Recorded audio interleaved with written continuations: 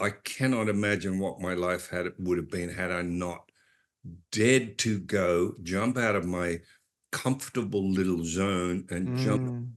totally uncomfortable environment.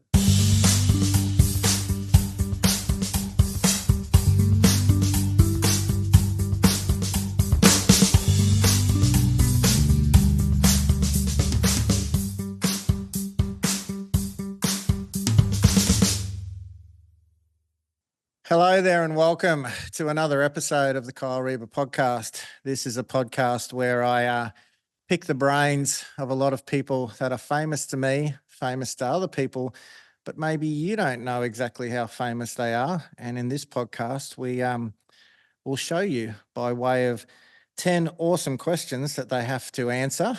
And sometimes it's a little bit more difficult for others. This person is, I would call this person one of my mentors. I would call him a friend. I would call him someone that is not afraid to put a little bit of shit on me just because he can. And I would, Like you calling the questions awesome. I think that's subjective, Niall. Anyway, and, I digress. and someone that I would say, it's weird to say, but when I was a teenager, there was a poster of him on my wall without a shirt on, and now fast forward about 40 years, and here we Everything's are. covered No, up. not necessary. Richard Norton, welcome, and it's so good to have you on. Thank you, Kyl. Yeah, as I said, now we cover everything up, mate. That's the trouble. All these things keep appearing. I'm like, You're not as lumpy as you used to be. So for those that are new to this podcast and our methodology, Richard, like all our other guests, was given 10 questions a few days ago to work his way through. They are, for a few people, a little bit thought-provoking, a bit confronting. And Richard, one thing that we were talking about offline beforehand, you've done a lot of these things, and you have probably, like we said, this little unconscious script where you get asked not the same bloody thing all the time, but they are dealing in what would you say, a part of your life in particular that we will no doubt talk more about. You said these questions really, this isn't something you've had in a podcast before? no, and it's refreshing, Kyl. As say, and I get it. When people interview me, maybe they haven't looked at other podcasts or whatever, but who did you train with, and where did you first start, and where did you go to school, and all of this, and yeah, they're all valid questions, but I've already done that, Yeah. and I just get bored. I sound like a broken record after a while, and as I said to you, if people are interested in me as a person, and after the third podcast it's the same line of questions, same answers, then what's the point of tuning? So when you sent me these questions, yeah, I told you they're a bit like, I think that the message back was, mate, what are you doing? you're killing me, mate. Well, Provoking. let's Yeah. see how we go then. So question one, it's never 7 minutes, but birth to now in 7 minutes. Go. Oh, man. Well, born in 1950, January 6, 1950. Mhm. That's a bit, see, I'm already depressed now. So that makes you, I got in trouble for this, that makes you 74, not 75. It was pre this. Kyl accused me of being 75. He's virtually punching me in the face as we speak. But it's been an amazing journey. But so, yes, grew up in Croydon, which is a suburb of Melbourne, about 20, well, then it was 20 miles. Now it's whatever, 45 Ks, we have to say, out of Melbourne. Very much bush. Went to Croydon State's little school. We used to call it State School, Croydon High School. Probably lived in Croydon till I was 16, 17. And then, of course, moved out and started doing my own thing, started working in the immigration department. Oh, well, let's go back a little bit. Sorry. Because this is only brief, we're not going into detail. Started judo when I was 11 years of age, had a Nunawading, another suburb of out near Croydon, was a police sergeant who ran a judo school. Was that a parent decision, or was that a mum and dad? Can I do this? It was a school thing. A friend of Okay. mine at school was, no, let me go back again. Sorry. Go back as much as you want. Yeah, it was, where I lived in Croydon, a friend, came a friend, a young kid moved opposite to the house we lived in Bayswater Road. Morris Yeomans, his name was. I say was because unfortunately he died in a car accident, but he was disappearing. We got to be good friends, new kid and everything else. And he was disappearing a couple of nights a week. I was like, well, where are you going? And he mentioned he's going to judo classes. And I was immediately, oh my God, I want to go. So his dad used to drive him and then drove me to judo classes. Sometimes my dad would. So I started doing judo classes, which I loved. And again, to just repeat what I've often said, it was literally the interest came from the back of comic books with old ads, for judo. And it was very mystical in those days, I would say. In fact, all martial arts were. It almost like superhuman feats were possible, rather than as we find out when we get into it, it's just a lot of dedication and hard work. Yeah. But anyway, I went to the judo classes. Another friend of mine in high school who was going to judo with myself and Morris suddenly told us about a karate demonstration that was taking place about 6 Ks from where we lived. And of course, that was Tino Seberano. It was in 1966. Tino had only been out, 6 months from Hawaii. He was Hawaiian Filipino. So off we went to this demonstration, and that's when it was very basic because he only had a few students. He'd been out very little. The old H pattern forms or kata, a bit of Juke Kumite, which was the controlled sparring. But I still remember looking at that and going, oh my God, this is what I want to do with my life, as cliche as that sounds. So how about back to your parents, were they on board, or was it especially because the sparring back then, not much protection, and it was probably loose, to be polite. How were they with that? We didn't want little Richard getting hurt, or were they just, you do what you do? Yeah, no, we do it. I grew up, thank God, in the era where, as kids, when we weren't at school, we were gone from morning till night. It's a lot of land. We'd take a little tomahawk up and go into the bush. But as long as we were back before it got dark and everything, street lights on. It went under the old helicopter parents sort of thing. We'd get into stone fights. We get up to ridiculous things. So cut to judo. No, they were incredibly supportive. My dad was, with driving me when I didn't go with, my over the road friend's father would drive us. And I also got involved in squash. I used to play. Because I was going to say, was there other sports, or this was you? Yeah, no, there was squash. I loved squash, and eventually martial arts took that over because I just realized the amount of time it took. And I was very motivated, when I started, judo, by the way, and again, I'm repeating stories. I was very skinny and very little as an 11-year-old, 12-year-old, whatever. And it was tough. Judo was tough, because I don't care what anybody says.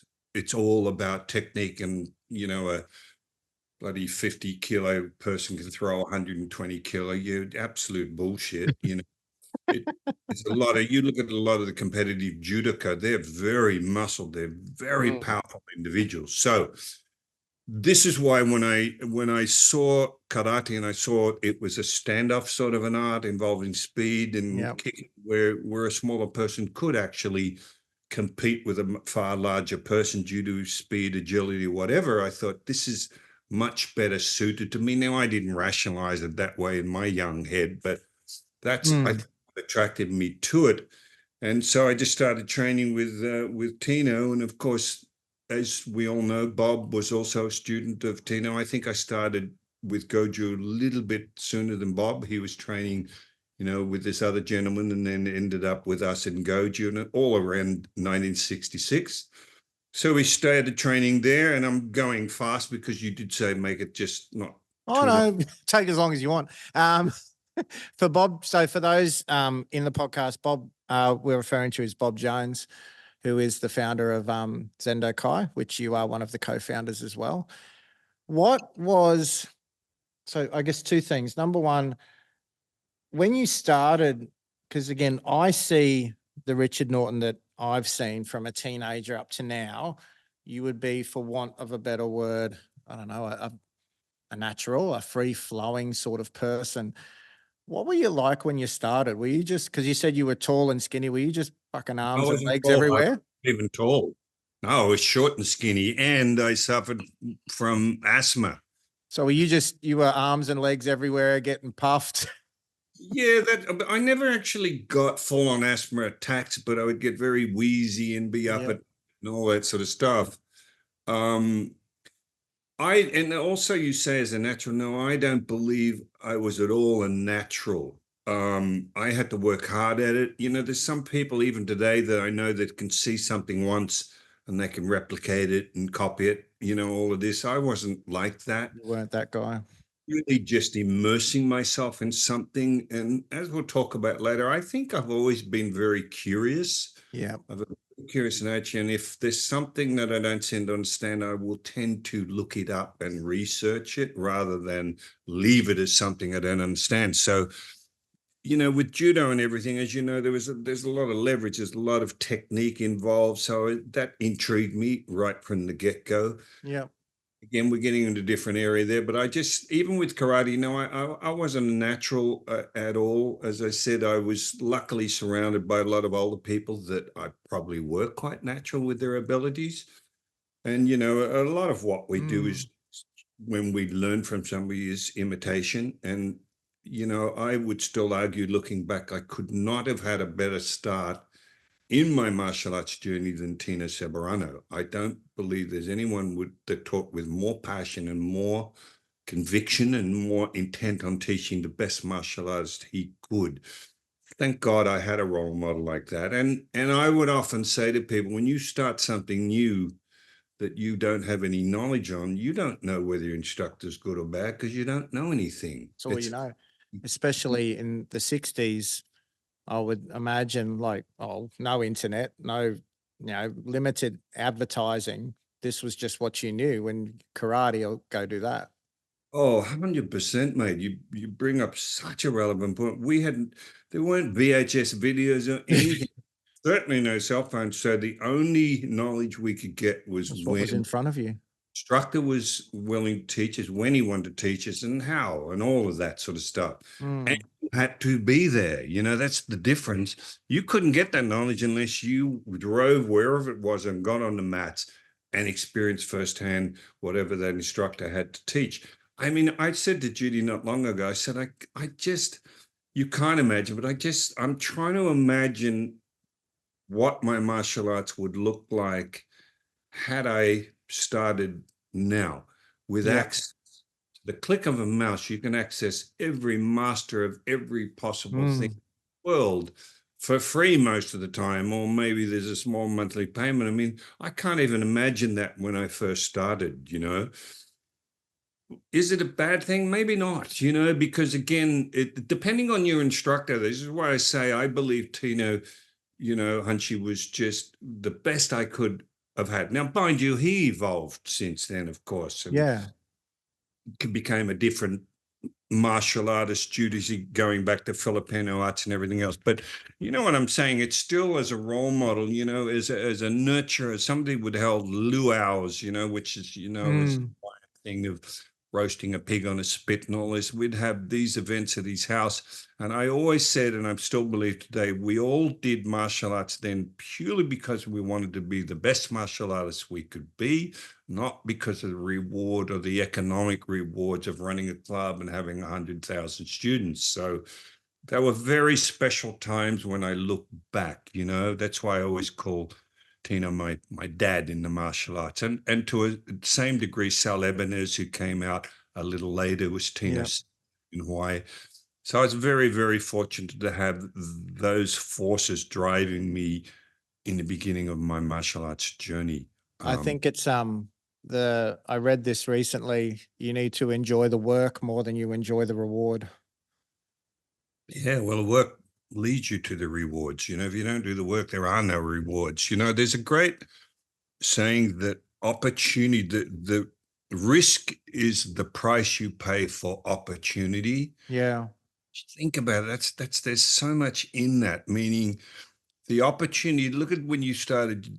The opportunity to learn jujitsu involves the risk of getting on the mat and getting your ass kicked. And again, as you know, coming from someone who's, ranked in another martial art, as we were talking about before offline, that can for some people be incredibly daunting to the point of missing out on that opportunity because it's not for the fear of, for the fear of like what if other people see that I maybe aren't what I'm propping myself up to be, which is something we probably will Which talk about we'll a bit talk more about after. on that final question, and we'll go into all of that. Mm.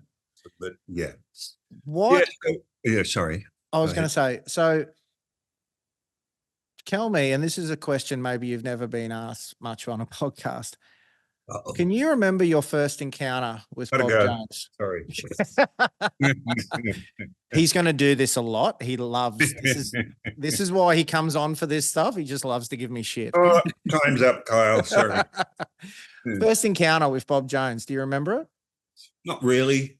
I remember a few of the older people like Bob Jones. There was another guy, Costello, who was just like a tank in there. There was what's these, by the way, my introduction to Bob was when we would go to the Honbu, which is in Canterbury, because Mm, it started training was in Bayswater, which is a suburb, but the Honbu that Tino started after starting Bayswater was in Canterbury. And there was some, I just remember as a kid, again, being quite small, even I because was six Bob's got 10, Chief's got 10 years on you. years on me. He was already, which we knew very quickly, already such an established reputation as a street fighter, running Yeah. security, all of that stuff, big flowing red hair and an impressive specimen. And, there, as I said, there was a few people like that in the class. And again, why not? They were all much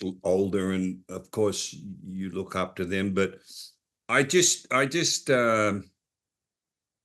yeah, it's hard to remember specifically, the initial Yeah. impression, but you just knew when you sparred them that you're going to get your ass kicked, for Was one. there because we were never like, oh, when I say we, there was never probably as much back then tracking student numbers and this and that and all the rest of it.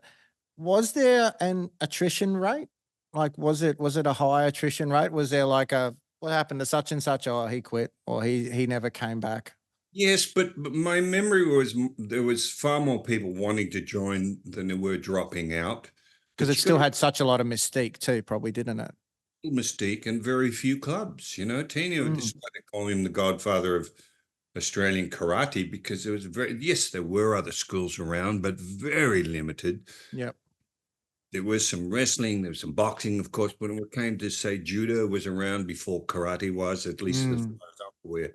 So it definitely had that mystique, but it's more the choice, There was just fewer clubs, and yes, the attraction again of doing something that seemed to give you supernatural powers, like breaking boards and bricks and things like that. That's how we sort of liken karate because one of my first books I got even before I started was through my friend in school was Oyama's book, on mm. karate. And he's talking about, chopping the horns of bulls off and punching. You can imagine as a kid, you're like, oh my God, you can do that, I know. Uh, breaking. I always love one of my good memories of starting out was in the book.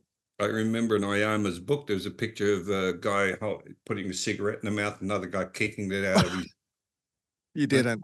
My lovely mum, I remember, said, "Oh, mum, put the cig," because she was right. Put the cigarette in your mouth. I was loving mum, her son's asking to do something. Oh no. Kicked it straight under the chin. Now, I didn't know how to fucking kick for a start. Thank God, or I might have bloody This is why I do the questions. kicked her under the chin. She beat the crap out of me with an umbrella. But it's just a funny memory. But like mum and a kid, it almost gets back. We're starting to digress when I remember That's great. The guy Bob does right. putting an apple in his mouth and Bob with a nunchucker and smacks him right across the jaw. I mean, yes, Sensei, yes, I'll put this apple in my mouth. What are we thinking? And we weren't thinking, but anyway, I was the doer, attempting to kick a cigarette out of my poor little mum's mouth. I mean, That is gold. That's gold. So let's jump forward. Nuts now. Let's jump forward. I would have been bolting out of the house. Let's jump forward. So the birth of Zendo Kai. Oh, by the way, sorry, another name I wanted to mention. This is going to give you an idea of the environment we're in with Canterbury. There's a guy called Gary Spears who worked for Bob on the Doors, who later on killed a Hell's Angel and had to go to England. And if there's documentaries on Gary Spears as just being probably the greatest street fighter that ever lived with the things he did. These were the sort of people who were my mentors. When I say mentors, they started the same time, but they're 10 years older, they're bigger, they're 100% men. Do you know what I mean? And because you would have been lining up for them like in Kumite or sparring, lining up beside. Like, just imagine a teenage kid lining up to the chief at that age and just going, "I'm going to fucking die." Yeah, and you didn't kind of care because you were just so excited to be in there This anyway. is cool. Yeah, I remember because I competed in the very first ever Victorian Karate Championships and fought Mike Costello. I still remember Mike picking me up by because I was like very fast because I was smaller, sitting around him like a mosquito. And Mike picked me up and just gone boom and landed this punch in my chest, and I shot across the floor. In those days, there was no protective equipment. You just warning for excessive contact. So I get up and I'm like, breathe. And of course, lost that match and ended up fourth. Max Fabris, I think, won that tournament. But anyway, funny memories of those guys. So, but fond memories, Yeah, I mean, look, it's they're shaping their foundations. So tell me about Zendo Kai early years.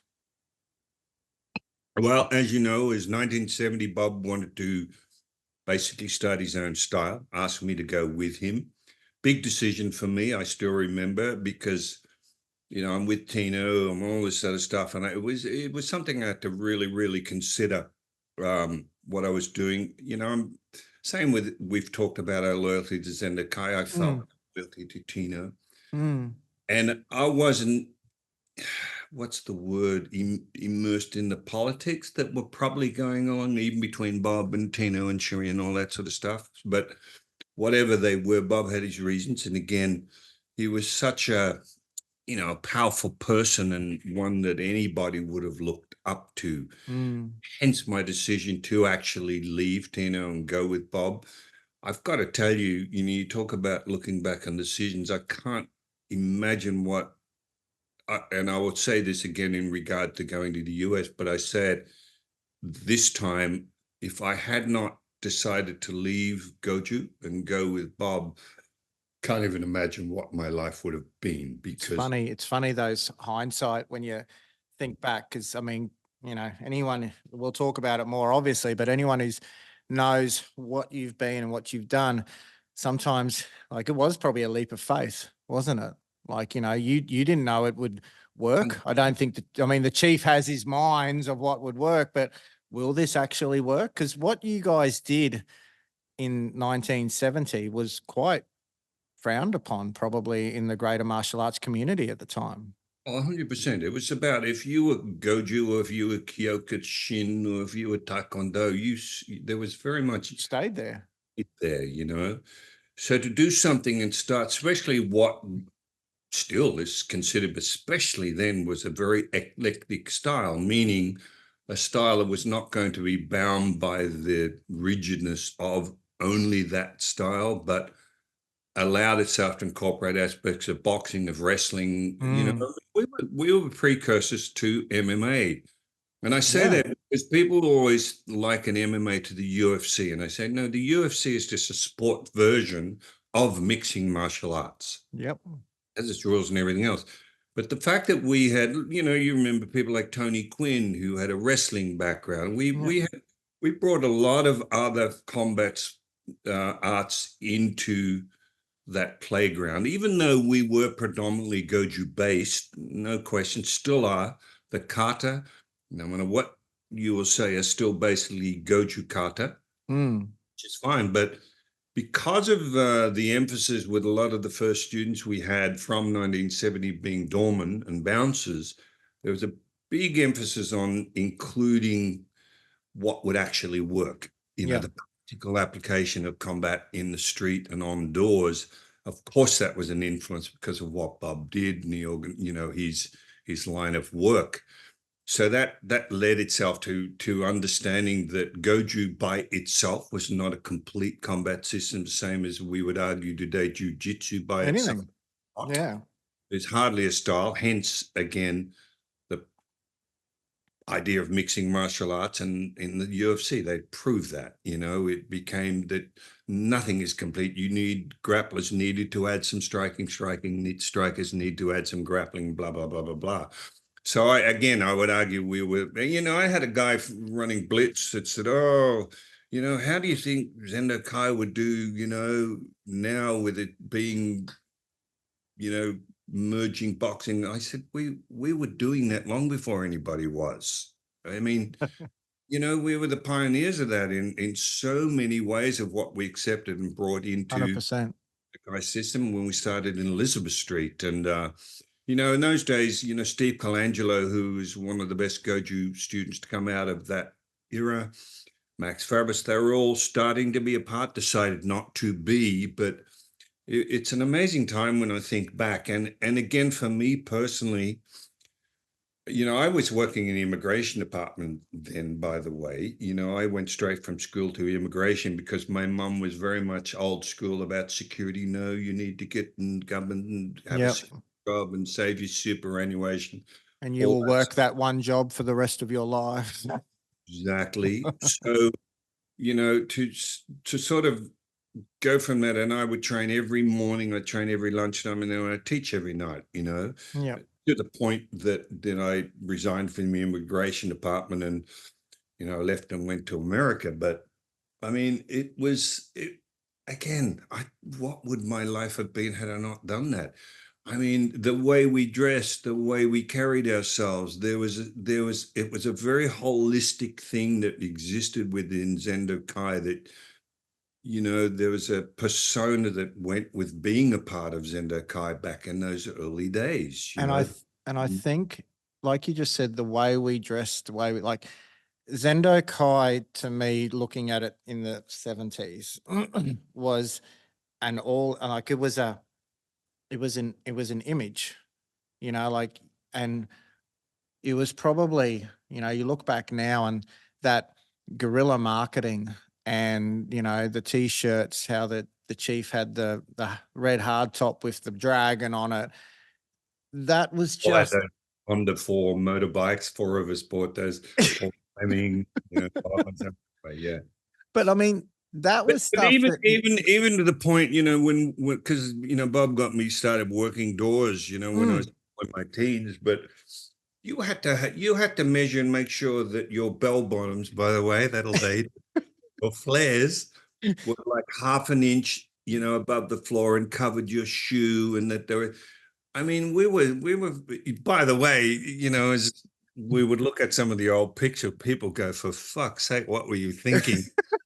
I always say, "No, we were in style back then. Thank you it very much." was, but you, Even the jumpers we would wear, the sleeve had to be a certain length. I mean, this is what came out of being part of Zendo Kai. If I hadn't again left, I could have retired maybe 5 years ago as a bloody daggy old immigration worker.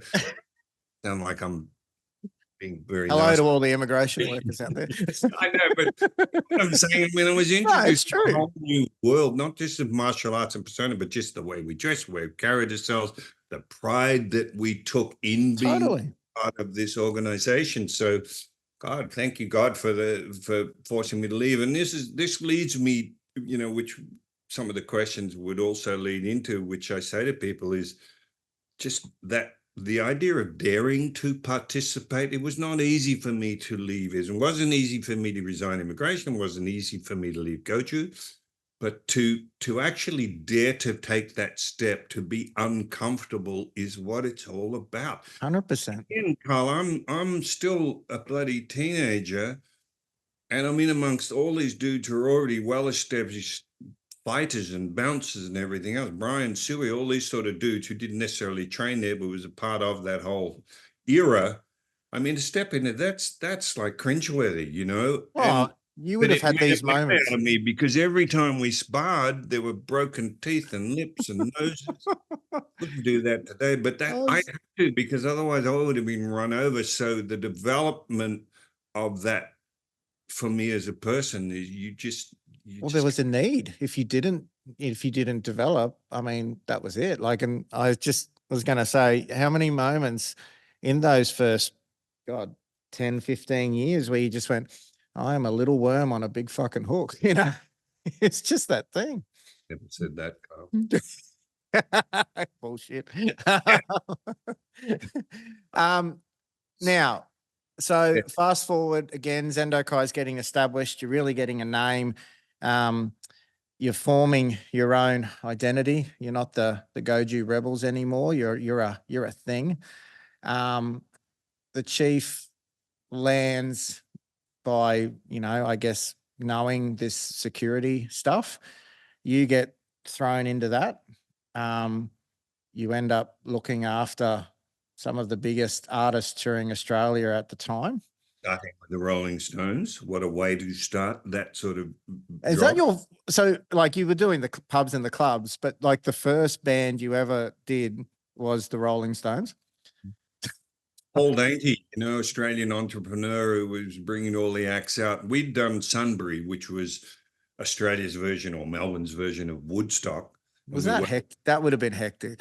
oh God, yeah. Malcolm Anderson and all of us. I remember Malcolm Anderson around in the back of my motorbike, and we came out in the mud. We'd get up and just stare everybody down because the fence is not. We wouldn't let them in. It just goes on and on. What a learning experience again.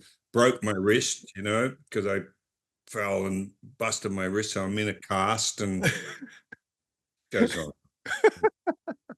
So Rolling Stones leads to there's some great shots of you in an ABBA documentary. Nice singlet. It was good. It was good. It's all right. What you've doing that, and then America calls. Yeah, well, again, Rolling Stones, we work with Joe Cocker, with ABBA, with David Bowie, Fleetwood Mac. I mean, that set me up for everything that would then follow for me in the States. The other thing, by the way, that set me up with going to America, which wasn't until 79, was Bob going to the US and ending up meeting up with Chuck Norris and Joe Louis, who, again, it's older martial arts. Remember, Joe Louis was a legendary karate fighter back in the days of Chuck Norris. Bob had originally offered to bring Joe out, but then changed his mind and brought Chuck Norris out to Australia. This is 1978. This was the days where Bob was the first to introduce kickboxing into Australia under the PK, the Professional Karate Association, later on WKA. But he brought Chuck out. I was demonstrating on the same cards with Chuck because, we started doing those town hall events. Yep. Yep. Demonstrating with Cy and Bo and stuff like that with Dennis Dunstan, Chris Stansfield and all these sorts of people. But anyway, Chuck and I formed an immediate relationship. And again, I'm repeating what I've said multiple times, but it was the precursor to everything for me. When Chuck said, if you ever get to California, look me up and we'll do some training. Well, again, think about that for a kid from Croydon who's now in the city, who's still in Australia, never been out of the country. to basically get offered to go and train with somebody like Chuck Norris.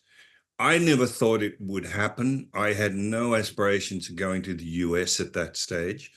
But one of the people that I worked with in 78 was Linda Ronstadt. And again, for the younger ones, Linda was like the Beyonce of her day, 10 Grammy awards, all this sort of stuff. Linda and I got on really well. She ended up asking me to go and work full time for her in the US. This is in 79. Again, and we could talk about that whole daring to participate in line with this. It's a bit out of line with the questions, but that was another like just brain twister for me because, you know, I had a girlfriend, I was into Kai, my clubs, my friends, and my family. And the thought of jumping out of this little pond into the huge pond, which is US, was a massive decision for me to make. And Linda was very adamant on getting me to go. And she ended up saying to me, which something I never forgot, when I was humming and ahhing, she said, look, why don't you just try it? You can always go back home. It's true. Was the thing that I suddenly went, you know what? She's right. Look, I've just got to give this a try. So resigned from immigration, off I went to the US. Once again, I would repeat what I said before. I cannot imagine what my life would have been had I not dared to go, jump out of my comfortable little zone and jump totally uncomfortable environment, you know, being in the US. So off I went, started working with Linda, hence a whole other life started, you know, because I continued working with David Bowie for something like another 7 years, Fleetwood Mac, Stevie Nicks, James Taylor, who I'm still friends with today, Linda, I'm still friends with today. And again, it all came by just having the guts to actually cut the ties and go, I'm off. What was so a kid from Croydon playing in the bush, throwing rocks at his mates after school, to now touring in the late 70s, which was like heyday, like Studio 54 era, all that sort of shit. Were you just like, what the fuck is this? Like, what is going on? Yeah, but it's interesting, Carl. It's more now you go, what the fuck? How did I survive? If I was a part of that at the time, you're not so much aware of it because a lot of that realization is with hindsight. Yeah. As a totally separate example, it's like when I was offered my first move with Jackie Chan and I'm off to Hong Kong, people say, oh, what did you think? You're going to try, to actually do a movie with, one of the bloody mainstays of action movies in Jackie Chan. And I remember thinking, well, I didn't really know much about Jackie. I didn't watch those sort of movies. To me, it was just another gig. Cut to 20 years later, when you tell people that know of Jack and you see their eyes go, oh my God, we're a part of that era. But at the time, you don't necessarily see it that way, that journey, you're just doing it. So to going to the States, getting picked up in a limo, Linda Ronstadt, and ending up in Malibu on the Colony, living with her for quite a while. And do you know what I mean? It's only now, even now, I sort of go, that's just fucking amazing. That's what I mean. Yeah, and I can't believe I did that. But to look back and it's taking being alive now to realize, as I would say to people, to be on tour with some of the biggest rock bands in the world in the 70s and 80s, it'll never be like that again. No. Bob, all of us, we would have all been locked up, mate, with the woke society now of what went on those two. 100%. And this is from a guy who did a much lower key thing to you in the like 90s and early 2000s. It was lawless enough back then. I shudder to think what the 70s were like.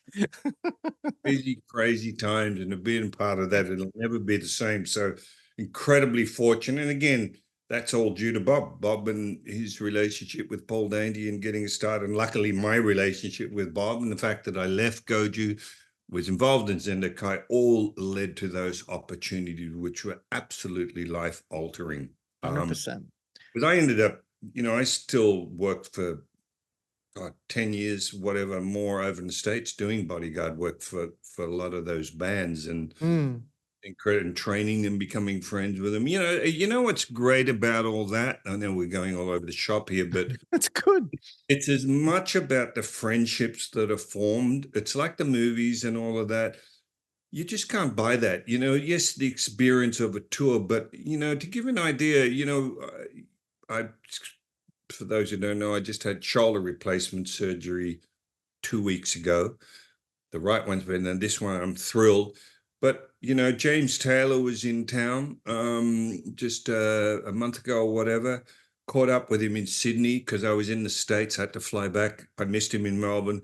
We spent 3 hours in his room, and it was one of the best get-togethers I can remember. Like Mm. just sitting with an old friend that I worked with for 14 years, and to still have James would said to me things like, he said, Rich, he said, if I hadn't met you, I'm not sure I would still be here today. Crazy, isn't it? He had a drug addiction, which I'm not giving away secrets because I wouldn't. Got him started in training, punching the bag, went to Martha's Vineyard, which is off the coast of Massachusetts, trained him in the bow, the staff and everything else.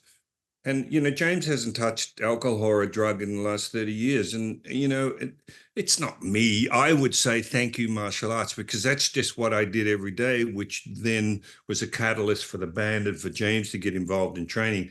But to be sitting with this guy after starting work with James in the late 70s and still have a friendship to the point that he was wanting me to fly out to Massachusetts to because his wife, he says, is on the medical board in Boston. He said, we have access to the best doctors. He said, I'm just saying it's another option for your shoulder should you not be able to get in as early as you want to get. We'll put you up, come and stay with us, blah, blah, Crazy. blah. How's Judy and all this? And that's fucking gold, And mate. I think that highlights one thing I was thinking a couple of minutes ago, and you've just basically said it there. These people, and I used to have this as well, the public views them as one thing, but they're just people. And they have the same feelings, they have the same ideas. They're allowed to have friends. And that's, I think, the thing that even we forget, that, like you said, the impact, just because, someone's more famous than you, for example, it doesn't mean that you're not allowed to have an impact on them. And like you've essentially, like I said, you haven't made him quit the gear or anything like that, but you've guided him, and just through what you're training, Give him another option in life. he's And that believed that it's possible to do. Like I believe that I can do this because he's doing it. I believe that I'm able to do this. Like you give them a reason, something to belong to. it's what we do as teachers is make people feel better about themselves and the fact that they can mitigate so many of the ravages that go with touring, with being on the road Mm. forever. Rolling Stone did an article on me, which was just amazing back in the day because they said it was such an anomaly for these band members to be coming off the road in better shape than when they went on the road. It was unheard of. You were just So what was basically it like? Like you'd rock up in the morning and just say, "Get the fuck out of bed. We're going training." well, I would know it, but no, it wasn't like that. But like with Abbe, I would Yeah. just suggest because of what I was doing, and they just caught not everybody. There were certain ones that would resist no matter what. With James, Linda and James trained as hard as any black bottle would have trained in a physical sense. Yeah. We would Right. tour bus with James on the road and get out halfway between bloody wherever, whether it's here in Australia, but especially in the US, and just start doing reverse punches and a bit of kata and breathing, of course, the sun-chin movements. They just saw it as something so, because this is what you said. People see the drugs, the sex, and the rock and roll. What they don't see is an incredibly passionate and smart human being. Mm. Oh, totally. Nobody has careers like that without commitment and absolute passion. And I was very lucky, as I would always say, that I got to know the actual person because I was 100%. that close to them. I had adjoining rooms. I was with them everywhere they went. So I got to see the real person, not the actor, the persona that they put on Yeah. stage, like a David Bowie. You know, we just had so many wonderful conversations. What an intelligent, learned individual David was. Same with Linda, same with James, same with Mick Jagger. I mean, Mick Jagger, there's nothing that went on in that tour. There wasn't a cent spent that Mick wasn't aware of. Mm. People didn't, you know, I saw which I've said on other podcasts, I saw a Netflix doco on Keith Richards not that long ago. Mm.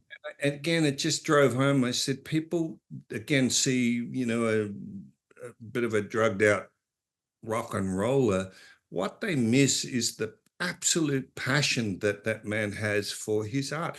You don't still do what he's doing at 50 nearly plus years. age, you know, and have a career like that. He's always trying to, how can I be a better guitarist, better musician, better this?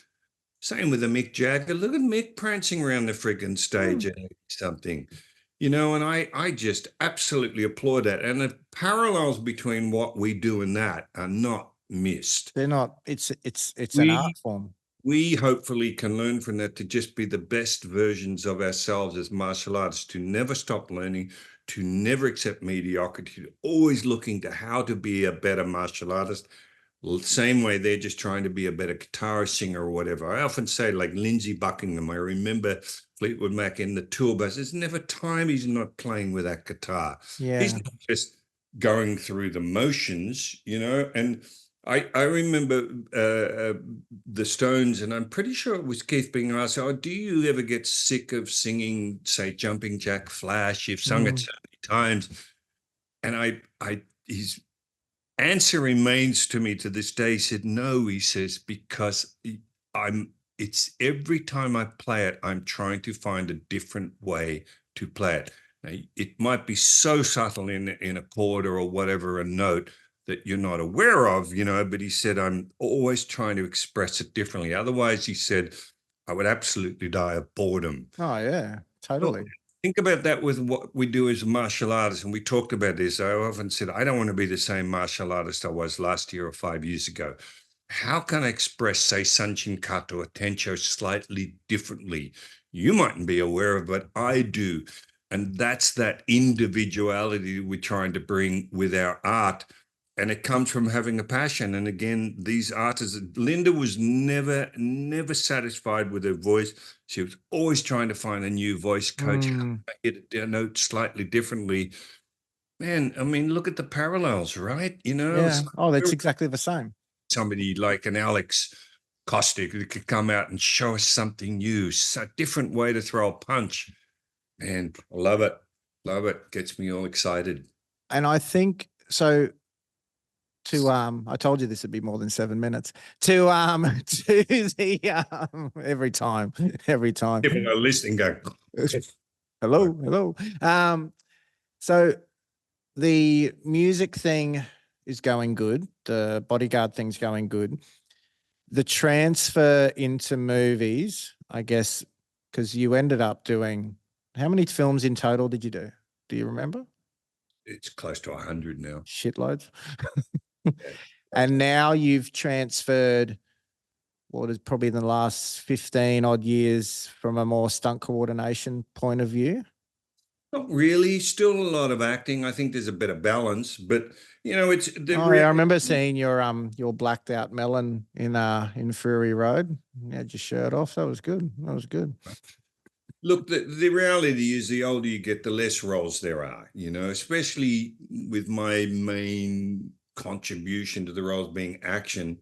Of course, the kids, unless you're maybe a Liam Neeson, Clint Eastwood, people don't want to see a 60, 70-year-old running around doing what a 30-year-old could be doing. And I get that. And I'm totally fine with that. Hence, a lot of my career, or a certain balance of it now, is behind the camera doing fight coordination, training actors, which obviously I've had a lot of experience at, choreographing the fights and helping them be the best version of themselves in front of camera.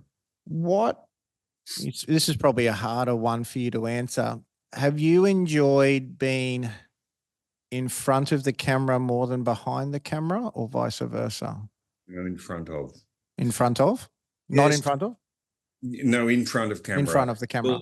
Only because it's just more of a challenge. There's more, when you can be behind, you're training somebody else to be in front of the camera. Roger. They're the ones that are put on the line. That When you're makes in sense. front of the camera, there's an old saying, what's on celluloid? It's not celluloid anymore, but it used to Mm. be what's on celluloid is there forever. Yeah. Well, you're putting yourself out there in a very explicit way. I just like that challenge. I'm still acting. I've got a role, hopefully a sort of a lead role with Jason Statham for the end of the year, which is amazing. I've got a dramatic role, maybe July, maybe August, where I'm playing a military person who's got PTSDs on medication. There's zero action in it. I've got a son and a daughter. The son ends up Yeah. being, You've spoken I, to me about this I'm briefly. so excited to the point, and I think we talked about this that when Mm. the producer asked me, "Oh, would you do it?" And when I rang and said I would, I said the only reason I'm saying yes is scares the shit out of me. You I don't know me. how I will play this role. But that's what it's all about. You got to be uncomfortable. You got to dare to participate and take on a new challenge if you're going to grow. And So with that, then, before we go on to our question two, with that, then it's good. No, this is this. we need to Don't. This is exactly what I want. What is I'm trying to not sound like a teenage magazine. What is the role, or whether you'd say the favorite role, or the role you remember the most, or the role that sticks out, or the movie that sticks out in your head the most? If you could put one, if you could say one. Yeah, no, that's hard to. I couldn't just say one. I mean, obviously the Hong Kong movies with Jackie Chan and Sammo Hung, only because they're just the maestros of action movies. To be a part of that particular era is just unforgettable. Fuck, the pressure must have been on, but in those roles. Like you can't believe, I still remember heading off to Hong Kong to do Twinkle Twinkle Lucky Stars with Jackie and Sammo Hung. Oh yeah, I'll do a bit of this, I'll do with that. Well, of course she there, as I was explained to me that they believe they're God's gift to martial arts. It's not about what you want to do, it's about what they want you to do. And it was 18-hour days and all the rest of it. I talked about excessive contact, which is fine. I was sort of used to that, but oh man, unbelievably challenging. But again, what an amazing sort of arena for growth. Mm. I literally said after the first movie, and I know I've said this before, but 3 days of doing this fight scene with Jack and Sam, I said, if I can get through this, I can get through. Through anything. So it really held me in good stead for the rest of my career, and I learned so much about action film. The other ones, of course, the other one stands out is Octagon, because Octagon was my first movie playing Kyo, the masked enforcer in the Chuck Norris movie. Isn't that ironic? One of the roles you're most famous for, you had a mask on for the whole entire thing. And it became like the Darth Vader of martial art movie. Yeah, you are. You were. But the character was supposed to be Asian, so they darkened my eyes out. But it was it just fleshed out in an amazingly great way. And it was a very, again, mysterious sort of role playing Kyo. But the reason it stands out is because suddenly the realization I'm on this set with, and again, these are names that a lot of people might know. The ones in film and martial arts would know: Simon and Philip Ree, Mm. Tadashi Yamashita, amazing martial arts that have gone on to incredible careers themselves. But I'm on set with these people, with Chuck Norris.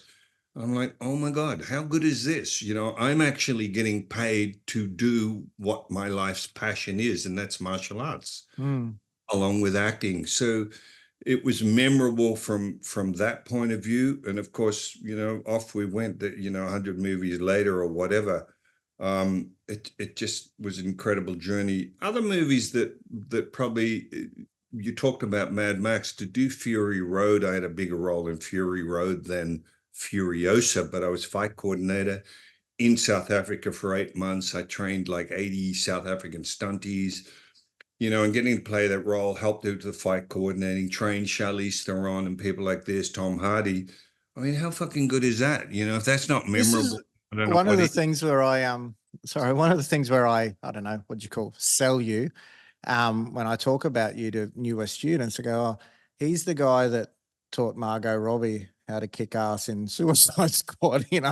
He's Tough gig, he's mate. and you just go like the people. It's just that thing where you must, yeah. I mean, even at your age and the amount of times that you've done this and everything, I think there would have to still be, we spoke, like the entitlement, like you still got to work bloody hard to stay in that role. And with all due respect, you're no spring chicken. So for you to be able, I'm sorry, but it's true. If you can't see this on YouTube, Richard's crying right now. But like you're keeping up, like you, and I mean that's a testament to obviously to the amount of training and movement that you've done over like how many years. Like I said, like you're doing 12 odd hour days in the South African heat doing Fury Road and keeping up. Like I know a lot of 70-year-olds that's just not even in the fucking ballpark. Well, I mean, our life was basically in a tin can, meaning the vehicle that you're in is where you even ate. They bring the food, you'd eat in that. Oh, it's tough, but again, thank God for martial arts, because I would train hard and I would train the actors hard, and my job was always to again make them the best version of themselves. Margot Robbie, I mean, God, what a gem! She's just incredible. But here's the lesson. And people ask me about Margot. I said, the reason she has the career she has is because of a level of commitment. She's worked her ass off for that. Do 10, 12-hour days. And I'd say, Margot, just give me 20 minutes at night to train you to get you ready for whatever choreography is coming in. She would be there no matter what, still with makeup on. How much respect God, I can't tell you how much respect that would give me for someone like Margot. Scarlett Johansson was the same. I was in New York training her for 3 months and then went to New Zealand, Ghost in the Shell, just a level of commitment. And these are lessons that I take away and can give to people again that can apply to whatever you choose to do in your life. Margot and Scarlett, all these people don't become what they are by accident. It comes with an incredible desire, again, to be the very best they can be.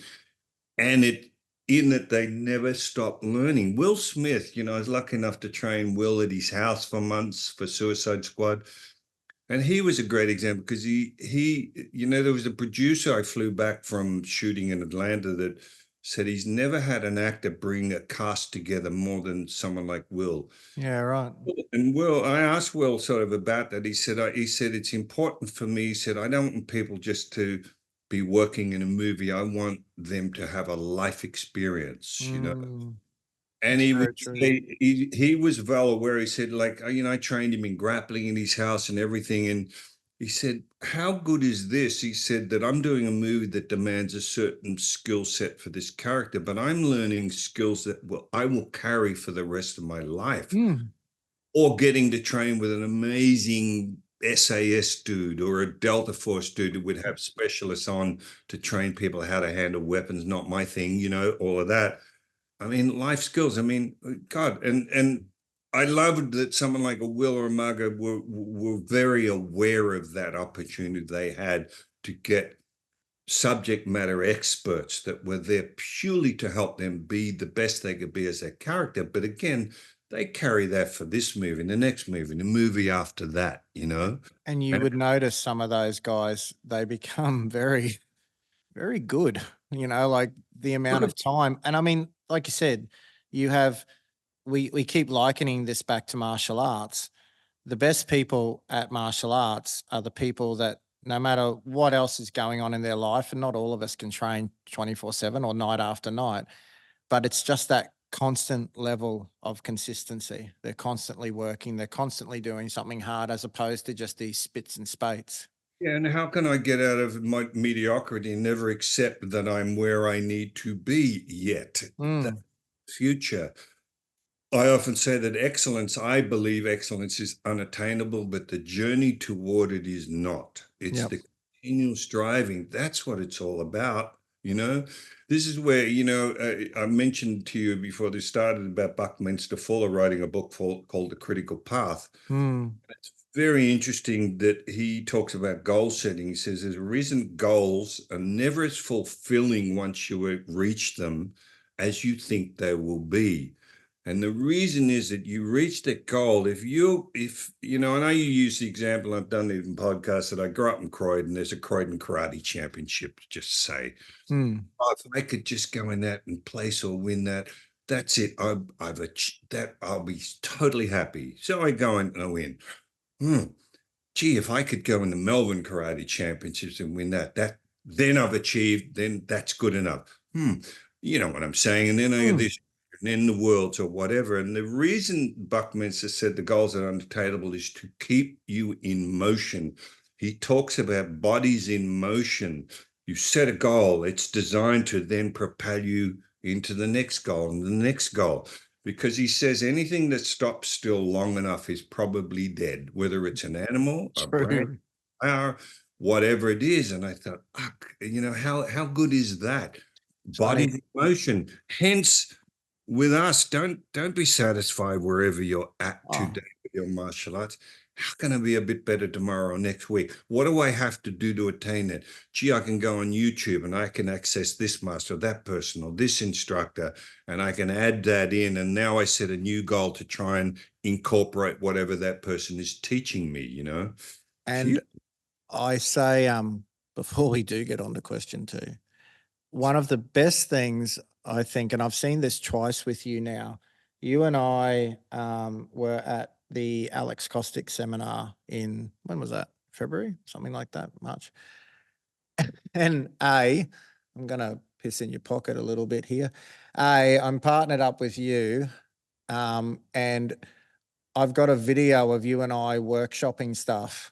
And not just, number one, you could see that what Alex was wanting you to do was challenging a lot of your thought, but you were willing to write it out and like, okay, like, let's just fucking give this. And then two, we were doing like a takedown style thing. And you took me down and I looked up at you and, oh yeah, that was a little bit better. And that felt a bit more. And you were taking in that feedback from me, as in me, little old me, and willing to take that feedback on, not like, what the fuck do you know? Or I'm, you know, like it was just, and I've seen that twice now with you, both at Alex Kostick work.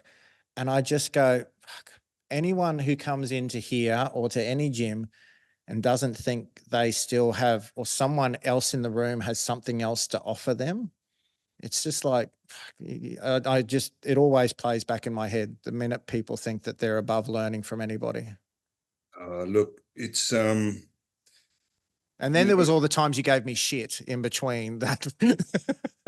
deservedly so, that deservedly so.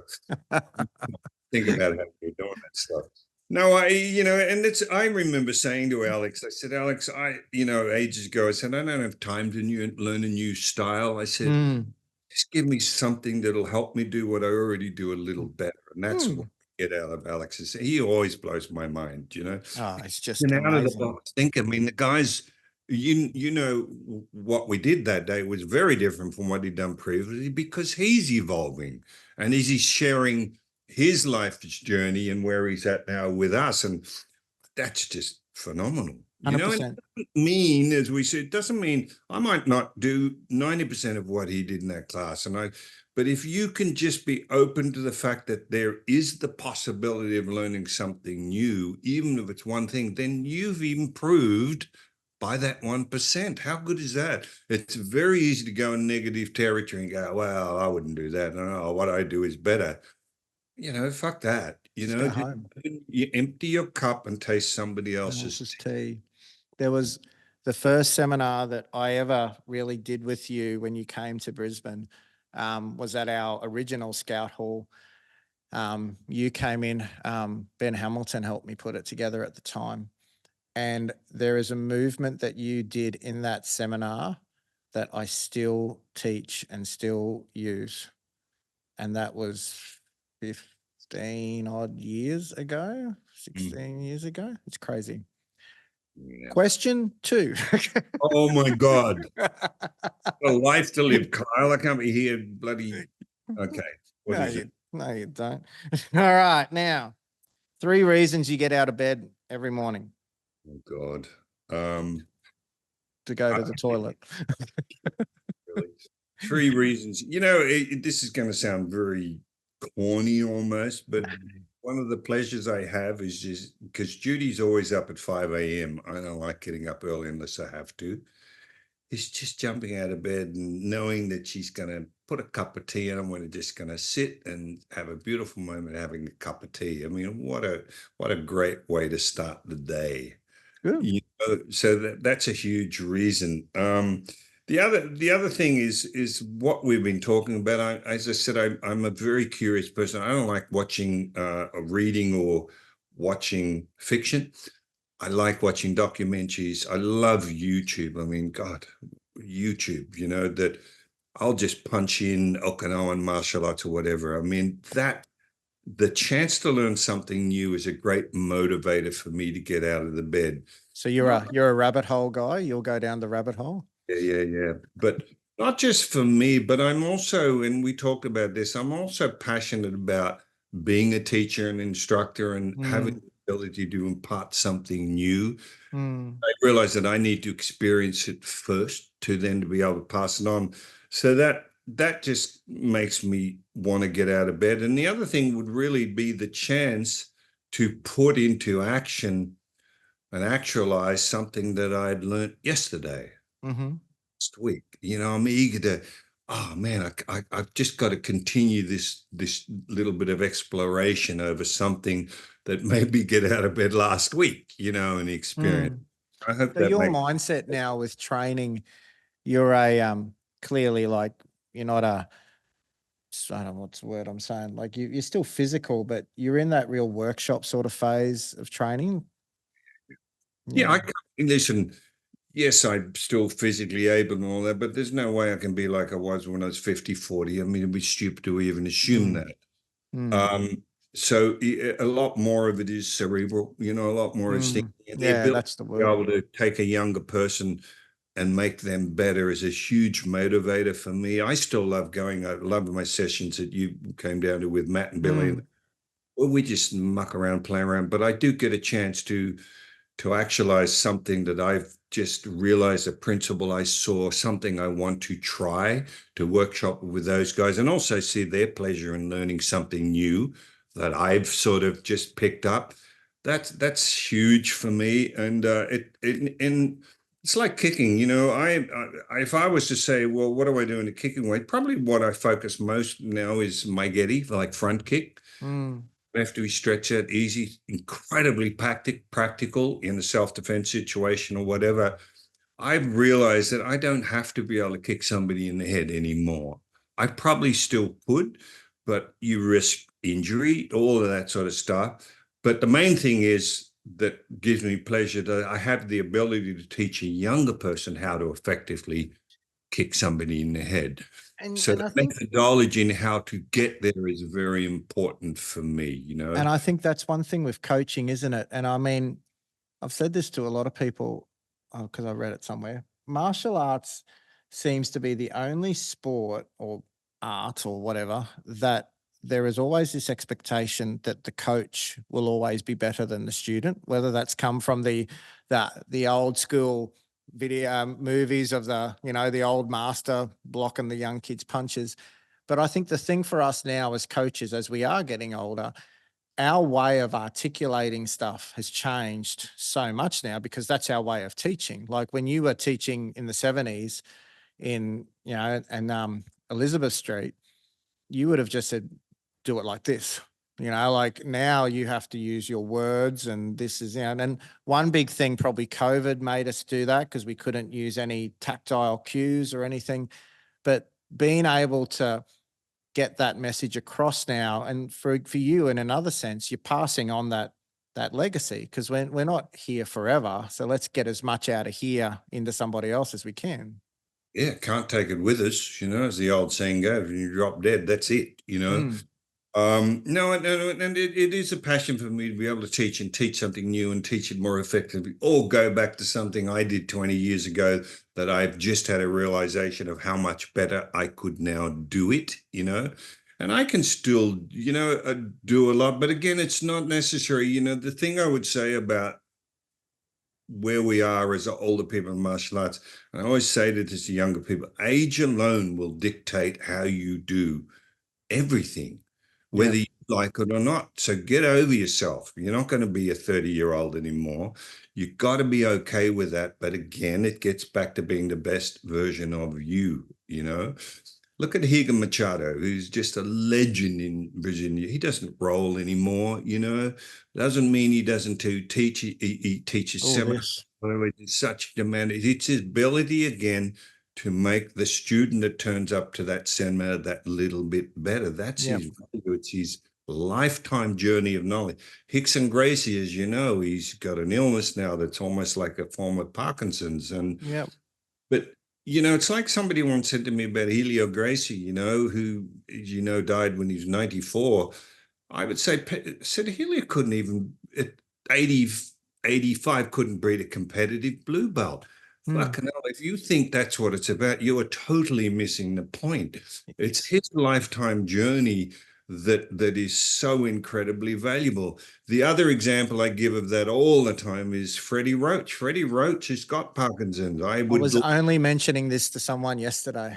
said he's got Parkinson's. Judy could probably do a round of boxing. She couldn't. It's a bit of a funny analogy, but I She's not said in the why room, is does she? Manny Pacquiao and Oscar De La Hoya, for instance, worship him as a coach?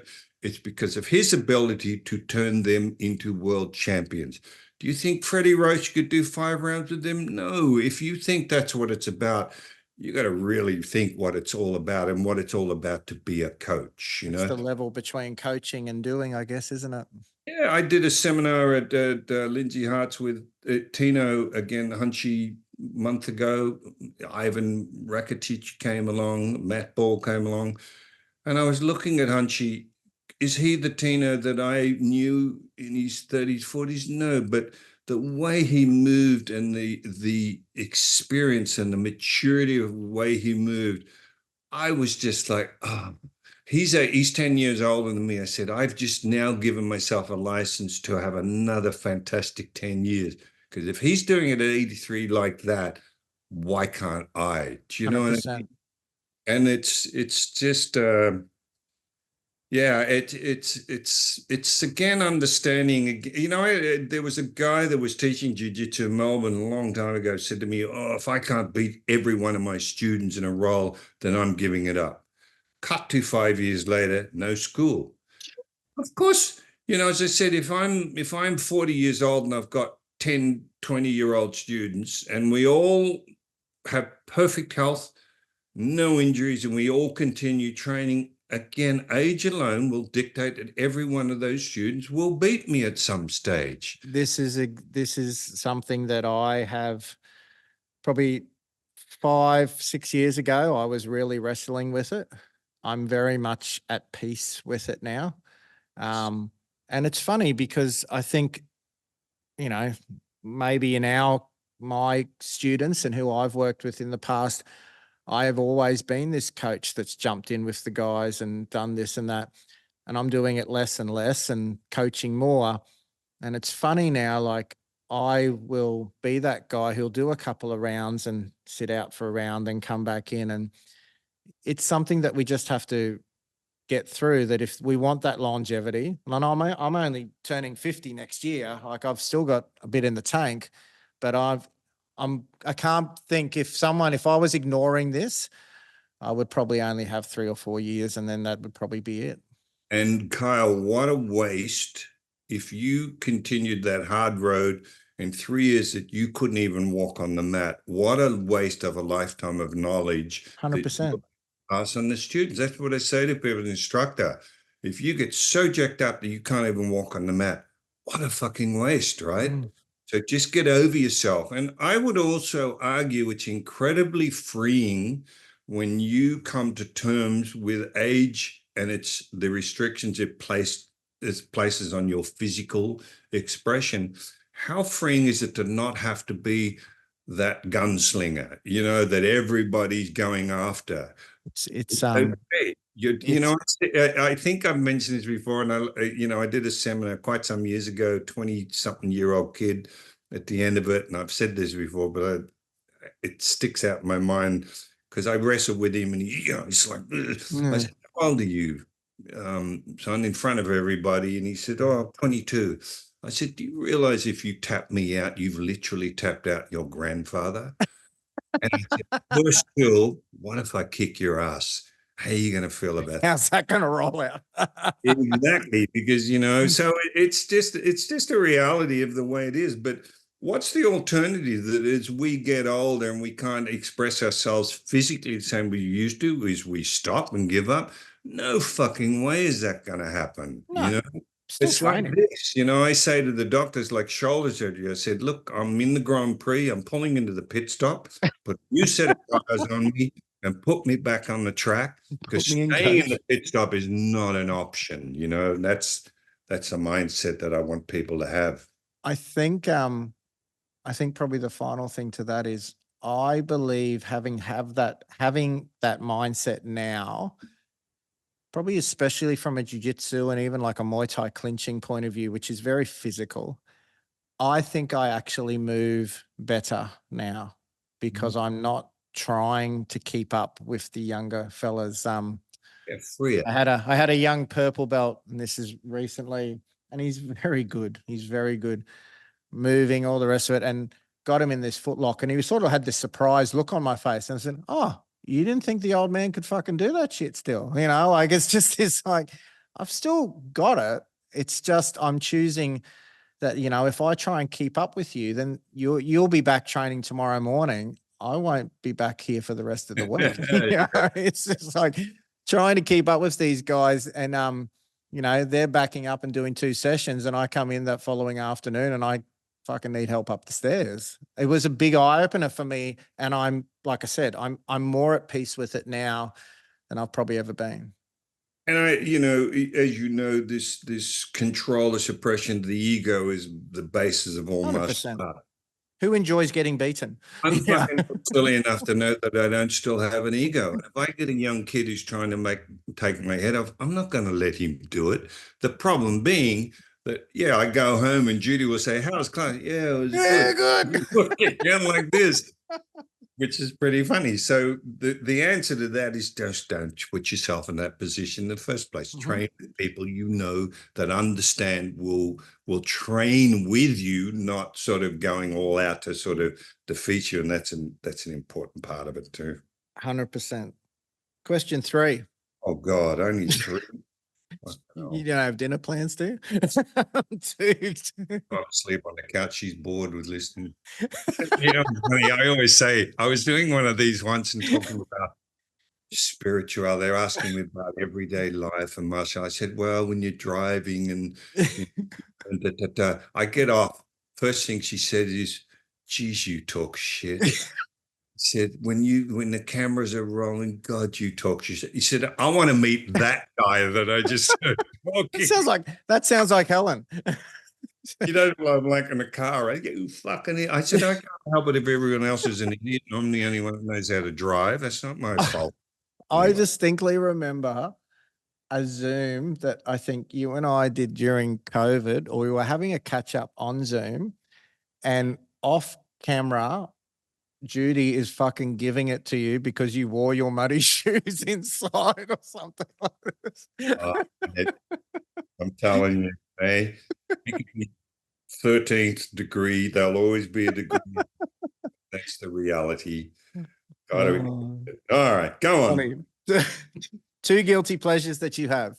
Oh, that's easy. I'm going to keep that very simple and basic. One is homemade chips. Judy Okay. made best homemade chips, little bit of chili sauce, bit of salt, Oh, pure carbohydrate. The other one is I would almost say is Haagen-Dazs ice cream. I would have it. okay. Yes, guilty Okay. pleasure. There's others, but I'm not What's going to. your flavor? No, just vanilla. I Just don't like vanilla. what flavors. No, usually just vanilla. Put a little bit of fruit in it or something like that. But Just to make you feel a bit better. I'm always going to just have that much. And of course, goes. Do you say to Judy, can you get that shit away from me now, please? He tries to get it away from me, but that's not going to work. I'm trained Kyle to allow that to happen. That's fucking look, it's refreshing. It's refreshing to know that we all struggle with that from time to time. Now, question 4. This is one that we spoke about offline. You struggled a little bit with the answer to this. One thing you bought that has literally made you happy every day after. Yes, that gave me, I had to really think about that, and I didn't know, well, I guess what the nature of the question was, or whether there was an underlying. But to Mm. put it in the most simplest terms, and we tend to agree with the answer you gave me, that probably when I bought my first judo gi as an 11-year-old, meaning that it represented the start of a passion, of a journey that's still going on 60 years later, Where right? does a guy get a judo gi from in the 60s in Melbourne? Do you get it like the instructor got it for you Yeah, or? mostly they used to order from Japan. You had Yeah. So there's no stores or anything. no, but they would get them brought in the club, yes, would supply them. But to be wearing that gi and being a martial artist all of a sudden, man, fantastic, and then playing the baby, Morris, who I said lived opposite, and this other guy that lived up the road, we would put the gi on and be wrestling on the grass in the front and everything. So yeah, I mean, so it's not that I still have that gi, obviously, but the idea of and what that represented is still with me today. So yes, if that was, there's probably other things, but just to think of one thing in particular that still gives me pleasure, it's yes. It's one thing that I think we forget from how long, and I said you've been doing it a lot longer than I have, but how long we've been doing martial arts, how such a simple thing like that can mean so much. We forget that there are other, like, when you see a kid with their first ski on, or, you will have a kid in here that will get their first ski, or they'll get their yellow belt or whatever their first rank is. And just their eyes are like open wide. You go, fuck yeah. I forget that was like really cool for me too. Like we forget what those feelings were like or must be like. You know, I'm saying I'm being a good instructor. You need to remember the beginner's mind, what it Mm. was like when you knew nothing, when you just walked on the mat. And it's a very true statement. And we should always sort of allow that chance to just enjoy that moment. You know what I mean? And a lot of it's role playing. When you buy your first judo gear, karate gi, you're not yet a martial artist. You put it on, suddenly you're like an actor. Oh, you know what I mean? It Like you just got a fucking superpower, isn't it? till you get as a judo player, you go and you get thrown from one end of Yeah. the. And now they can grab you by the lapels and throw you across the So room. that's the real reality. Yeah. Question 5. One thing everyone thought, well, there's probably a couple of these. One thing everyone thought you were crazy doing, but did it anyway, and it paid off. Oh, that for me is an easy one. That's got to be when we've already broached on this, when Linda asked me to go work for the US. Can you remember, without probably naming people if you don't want to, but was there a group of people close to you, or was there one particular person just saying, don't do this, like you're an idiot? Why would you even consider doing this? Yeah, not so much an idiot, but if I was to look at my mum, because again, my mum was old school, get in the public service, get a Yeah. company, get a job that's got security to it, blah, blah, blah. So even for her, the idea that I was now, after 10 years, going to resign, which is what it took to go to the States and all of that, was big in her mind. Yeah. And it was a big thing. As I said, I had a girlfriend, I had teaching karate, all those things happening in my home. And hence again, as I said earlier in this thing, the idea of daring to participate. How old were you? 29. So I still wasn't young, but still I'm jumping out of a very comfortable known environment into the unknown. But even that time, that age and that year frame, jumping off and going overseas, because going overseas back then, like flying especially, was a big deal. Like Oh, my dad worked in oil exploration in the late 70s, early 80s. And I can't imagine what it was like flying to other countries, no mobile, no internet, no like books. Like it was just, I'm like, fucking, how did he get there in one piece, you know? Yeah. No, it was a big thing. I still remember it's a huge thing for me, but did it anyway, and thank God I did. But and people even with we were established with Zendokai. I was 10 years into Zendokai, all of that sort of stuff. By the way, when I did go, I had no intentions of staying more than a few months. I said Mm, to everybody, look, I'll be back in a few months. I don't want to live anywhere else. mm. Which, I ended up living there 36, 37 years. Who'd have thought? I always have a home here and coming back and having a base and everything. But yeah, it was something that people thought, well, again, and you got to really, there's a thing about chance taking everything. There's a lot of people also will give you an opinion that's really based on their own fears and the fact that people don't almost want you to step out of your lane, as it were, because gee, what if you become really successful and all of this happens and I don't do it? You know what I mean? There's something about keeping people, pulling them back. It's almost keeping them in your comfort zone, because you don't have necessarily the guts to do something. 100%. This is like when someone says to me, what if it goes wrong? It's like, well, what if it goes right? Yeah. You know, what if the ducks actually do all line up in a row from time to time? No, it's like what I said earlier, the risk of opportunity, or the price you pay for opportunity is risk. There's a risk when you It's take risking on everything. something that you have no idea of where or what that's going to lead to. Look, I would relate that back to jiu-jitsu. As you know, when Chuck went to Brazil, he came across Helio Gracie and Horion and Hickson Gracie in the jiu-jitsu school, mainly because being a martial artist, he asked them, he was just there on a holiday with Bob Wall, but he said, oh, what martial arts do you do? Because nobody really knew about jiu-jitsu, at least Hmm. then, to the degree that it became. So he ended up in the school doing a session, bringing a tape back from Brazil, and that was my introduction. Cut to, I eventually found Horion Gracie living in LA, gave him a call. Could I come around? I'd love to see what you guys do. I go around. The first thing I'm confronted with Hickson Gracie, who back then was fighting everybody, all the local martial artists in the Did he States. think you were there for a challenge match? No, well, the first thing he said to me is, "Oh, my friend, do you want to put the gloves on?" Because he knew I was a stand-up fighter Yeah. in karate, and thank God I was smart enough to say, "No, I Fuck off. want to see what you guys do," because this is a young Hickson Gracie. And I think I told you the first lesson I had was sitting on top of Hoist, who was just a kid. Hoist being the first UFC champion and trying to stay there in what we know as a mount. He got on top of me. I had to try and get him off. Both were impossible. Now you got to imagine in my mind as a stand-up fighter, how fucking out of depth am I with Hickson, Gracie, and Royce, knowing what, because Hickson had said, "Oh, do you know any moves?" And because of judo, I knew the old scarf hold, head arm, and I'm on the floor, and I was pretty good at it, I thought. And he was laughing. He's saying, "Oh, can you squeeze tighter?" I'm squeezing the fuck out of his neck. He sort of did this weird backward flip, and I ended up on my stomach with my arm up my back.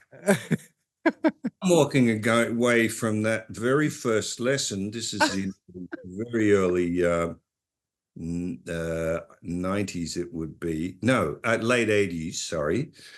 And I'm like, fuck.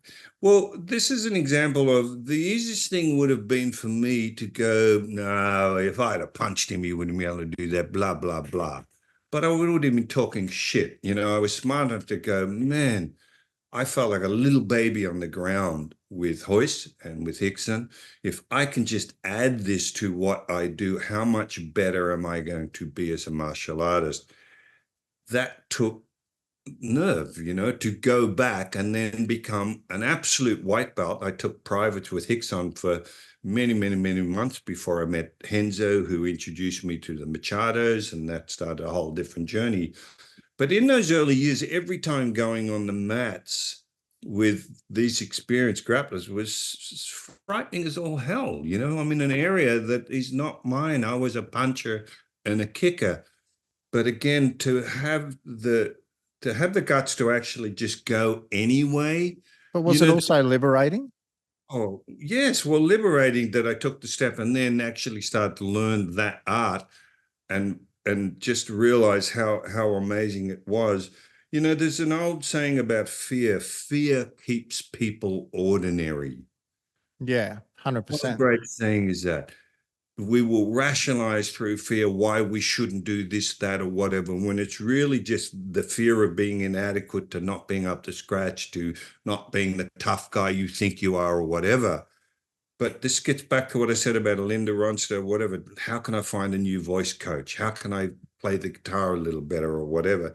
Same thing. It's just daring and being honest enough with yourself to say, boy, if I can add this, and the important word there is add, not instead of. It's not instead of punching and kicking, it's adding that to your repertoire. And this, again, remember, was way before the UFC came into being. Mm. And that was huge. And, that's why I say, and the risk for me was getting on and getting my ass kicked, getting my ego sort of all damaged and everything else, because I feel like an absolute, useless on the mat with a Hicks and Brett. Thank God I was okay with that and thought, man, this is going to lead to something incredible for me, which of course it did. And now, And again, that risk and opportunity. that's it. The opportunity was to learn something new. The risk was feeling inadequate, feeling like getting squashed. By the way, when I think back, thank God, Hickson was the kindest person ever. He could have trashed me a million times, never did. Do you think that's because they were, I mean, there's probably a lot of different opinions that float around with them at that time. Probably the first one is that they were like, again, challenging people to showcase their art. But Yeah. there was also, we want to show you this, like we want to teach you. Oh no, they loved their art to that degree that they were so passionate about. Well, they're willing to put it on the line, and you don't. Well, that too. It was such an outlaw thing at the time, but probably 100+ years ago, that was probably very normal.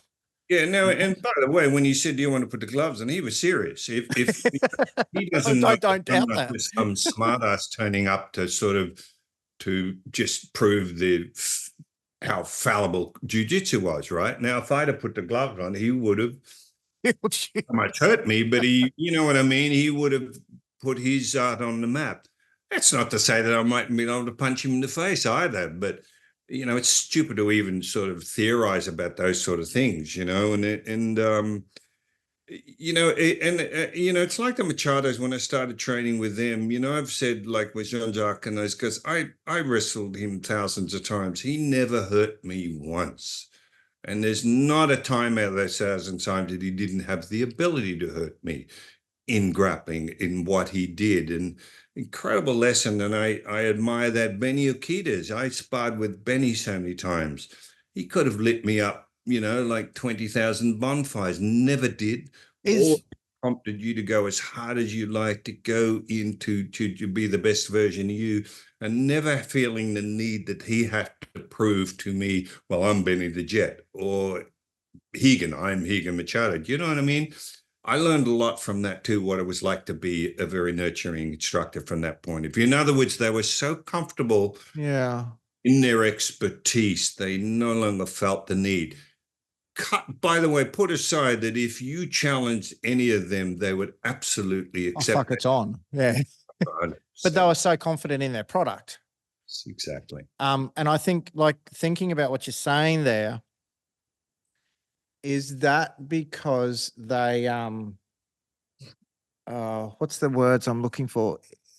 Is it because they understood their art so well and they had nothing to prove because of the way they'd been taught, that they went, well, we'll just, there's no need for us to hurt you. We know we can hurt you. We want to teach you, which is, we were talking about ego and, dare I say it, entitlement, that sort of thing.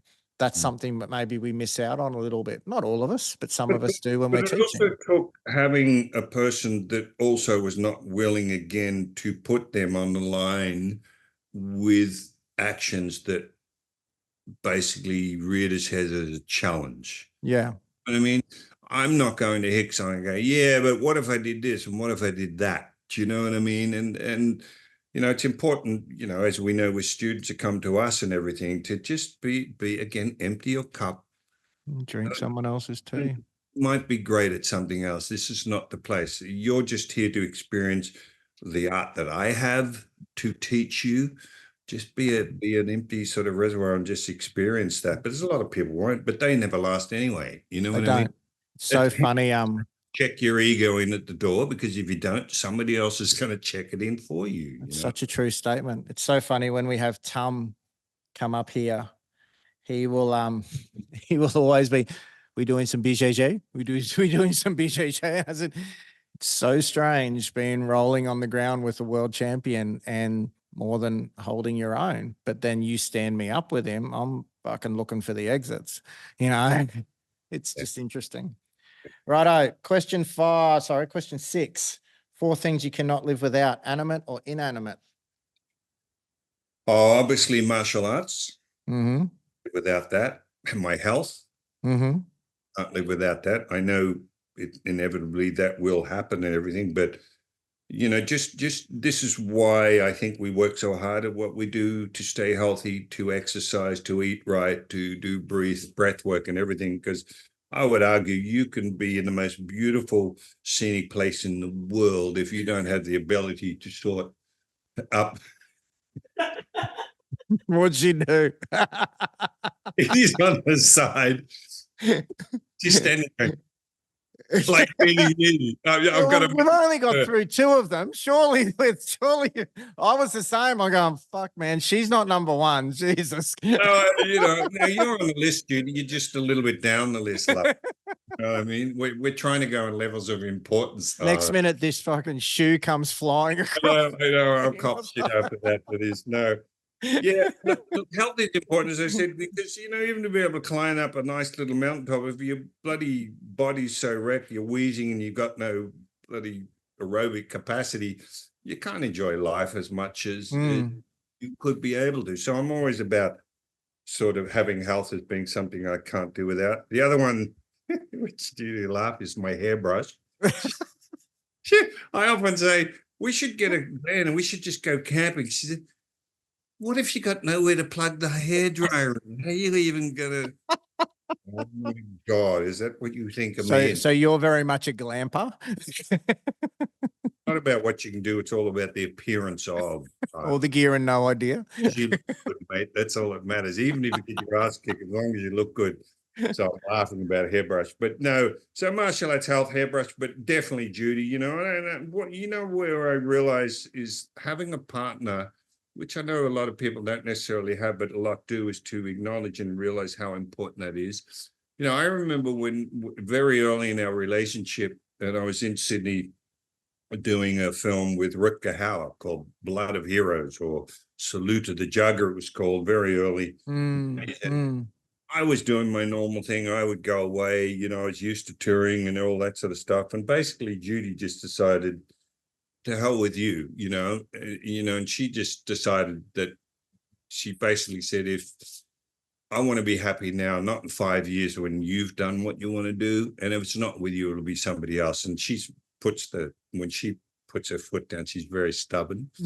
No, it took a while to sort of win her back and to learn that lesson. But it's the time that occurred to me that if you don't have somebody to share your successes or your failures with, it's meaningless, mate. I realized even to be doing that movie, not be able to, we did this today, and I did a scene with Rutger Hauer. In your own head, this doesn't mean anything. Do you know what I'm saying? And to have that special 100%. You can share that life with, that is just gold, and you just can never underestimate it. Anything I do, whether it's again something bad, or I do happen to go away and work with Margot, and to go home and share that experience like we're doing now, but with somebody that you live with every day, I couldn't live without that. We all need somebody, don't we? Yeah. And somebody that knows all your weak points, all your faults, as well as your strengths and everything, that can help guide you, to give you honest feedback, doesn't get better than that. I have that in Judy. So I'm very, very, we've been together 38 years now, It's and crazy. couldn't be more blessed. Mm. That is awesome. And I just tell Judy there was no chronological order. They were all in the same. Kyle told me to make you last, Judy, to sort of see Fuck what's no, no. argued against it. I said, I can't do that, mate. Shit, moving on. Uh, A hairbrush would have been one above Judy, but if I was there, she'd throw a hairbrush at me. If you were not doing what you're doing in life right now, what would be option number two? Very hard when you've done this for What most do you of your mean by life. that? You mean a choice or just what life? Because if without a choice, if I hadn't gone to the US, I could have resigned 5 years ago from the immigration department. And as I said, just been a typical retired age public. Well, let's go down that road.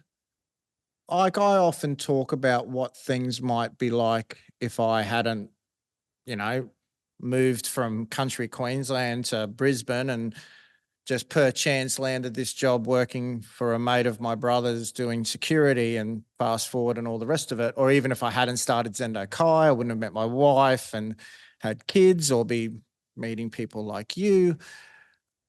What would you see? So say you don't take the stuff in the States, you stay maybe just teaching, well, just teaching, but innovating Zendo Kai in Australia, and you stay in immigration.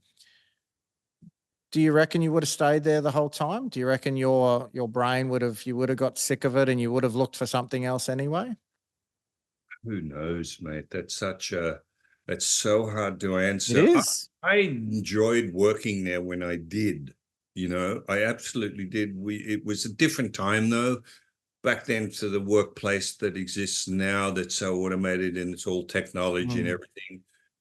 I had amazing friends in there, and I just had a really good time. Now, would that have continued? Who knows? It's something I know, but I did enjoy it at the time. And the best thing I got out of that is living the life that I lived after I left. Is I at least had something to compare what I was doing with after the fact with what I was doing then. In that, I know what a 9 to 5 existence is and what it involved, And I and it think made me appreciate how fortunate I was to be doing what I did after leaving.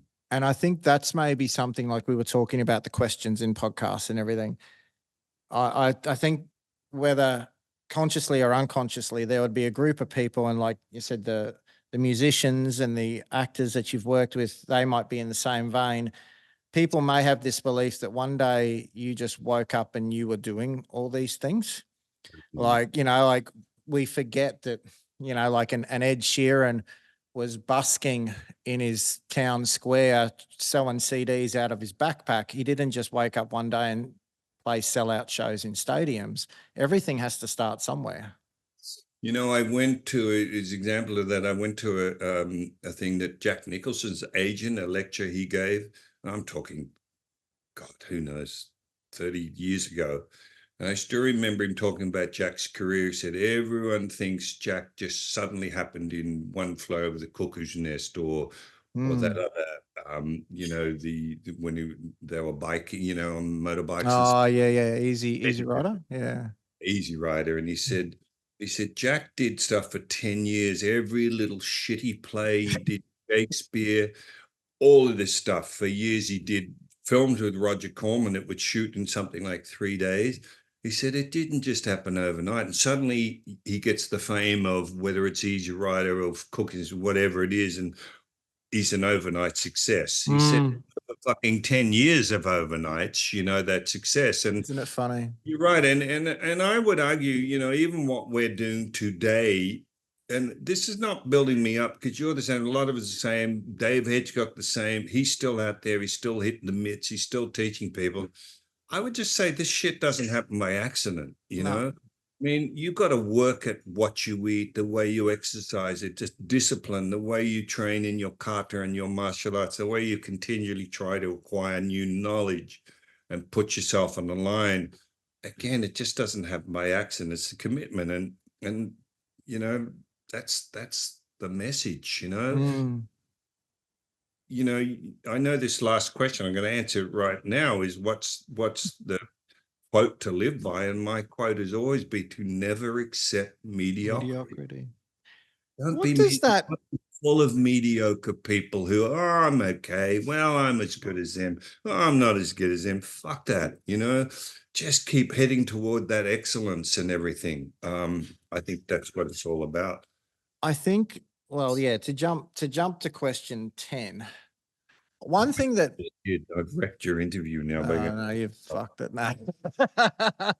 One thing, I guess, it's funny that don't accept mediocrity. Sometimes, I mean, and to look at it, devil's advocate, people would say, so does that mean nothing will ever be good enough? Does that mean that I'll never be good enough or I'll never get it right?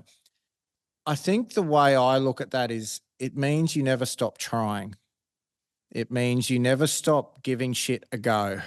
I mean, it can often mean that, like I was saying just to someone yesterday, I like to think that I do this sort of lifestyle, but sometimes to other people, that might mean that I burn the candle at both ends. I bite off more than I can chew. I'm trying to do too much, but I just don't want to sit in that rocking chair at 74 years of age. Sorry, 84 years of age. Or was that too low? And be like going, fuck, I wish I'd done that. Fuck, I wish I'd done that. As they say, no regrets. That's right. To try and fail is better than never trying Try at it all. all. Oh, and the great example of that is again Helio Gracie, 94. Horion told me that Helio Gracie at 94 was still doing drills with his sons. Now he's not Fucking crazy, isn't it?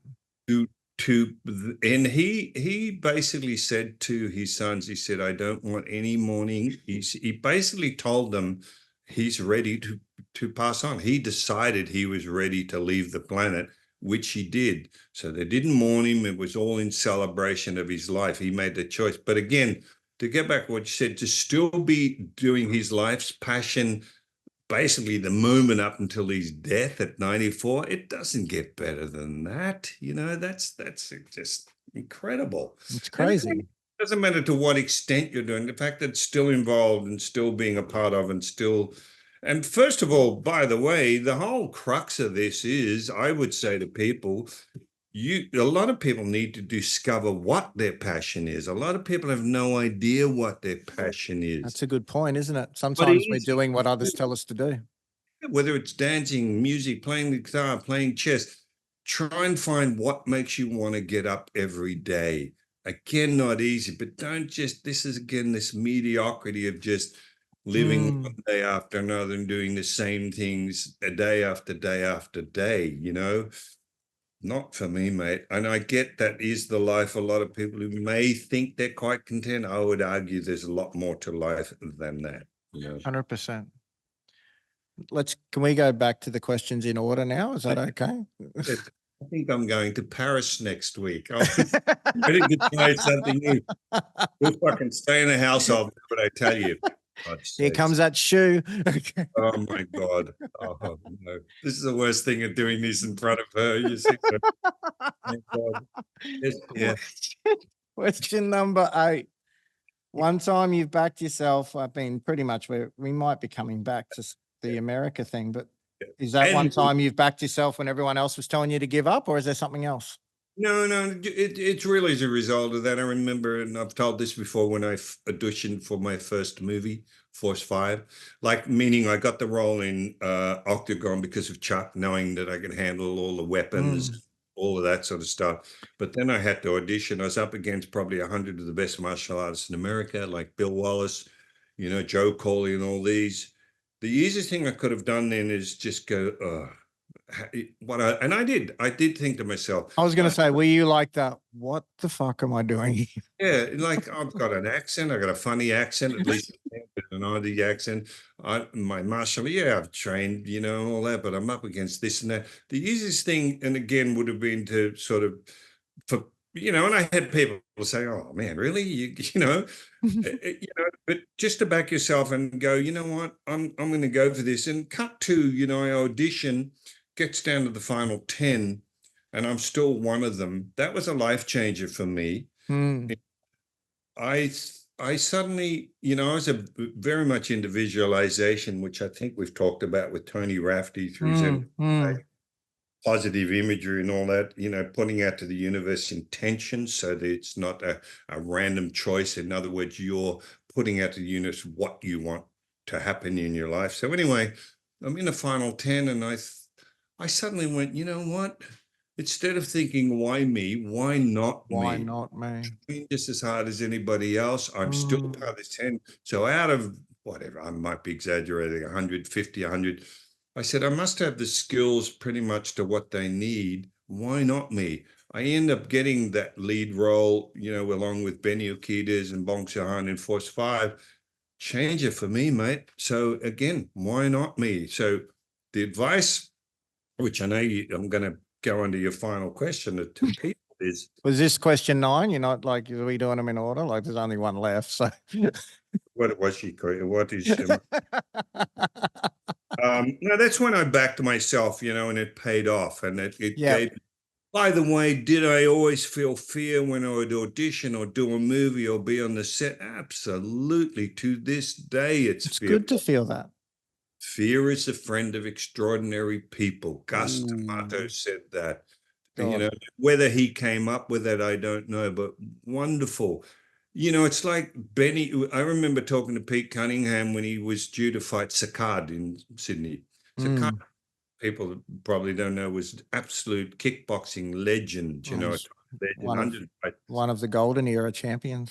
Yeah, he was even told by one of the Dutch kickboxing champions who was training. He said basically, "Oh, Petey, if you can even just last, that'll be a victory." They all thought Petey was going to get his ass kicked. The first fight was a draw. He fought a rematch and beat Saccard. That's an example of, not just listening to, just really trusting yourself, just punt on yourself. The worst thing that could have happened is he lost. And as we'd say, there's no such thing as losing. It's just learning. There's Mm. less to be lost to learn in that so-called loss or learning experience. So, the advice is just give it a go. What have you got to lose? 100%. But you have to be okay with it, again, not being a loss, but treating it as a learning experience. That's the key.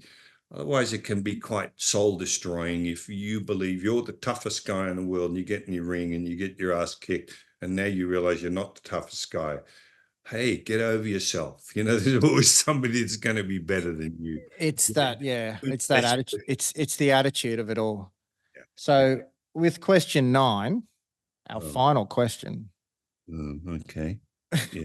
3 pieces of advice to people that are finding reasons to not back themselves to indeed back themselves. Well, I think we just answered that. I just Pretty went much. with that. What have you got to lose? It's a learning experience, not a losing experience. And does this all go back, like we go back to the start of this podcast, like Tino, the judo, like that clearly was put into you from an early age, or even like maybe something go like to your parents or something, that quest to just keep on going. Yeah, and thank God I had great mentors like Tino, and to a huge degree, Bob, of course, Hmm. what he achieved. Bob, look at Bob. Bob didn't have education to speak of, all of that sort of stuff. He No. ended up creating one of the best styles in the world, just by backing himself and taking a punt. And so I had some really good mentors in that way, and we're talking martial arts now and other areas, of course, as well, but just people that would help you believe in yourself, and that, again, it was okay not being the best, but at least giving you the desire to at least strive to be, and keep saying it. I know I'm sounding like a broken record. At least be the best you can be. I don't think it's a broken record, mate. I think it's But you something know that what I mean. You know, if you strive to do the best, you will never be as good as or the same. Sorry, as the person next to you. You'll be better than some. You'll be not as good as others. This is the problem with comparisons. You know, 100%. just again, as long as you and you got to be honest with yourself though that you are whatever it is you're striving to be. Just know that you're giving that 100%. Don't kid yourself. You're giving 70% or 50%. If you're giving 100%, then you are giving yourself the opportunity to be the very best you can be. That's what's important, you And we know. always forget how far we've come, don't we? Yeah, totally. And I we've still got mean, so much more to go, which is what we're also talking about. When I'm 90, I hope to still be striving to be a little better as a martial artist.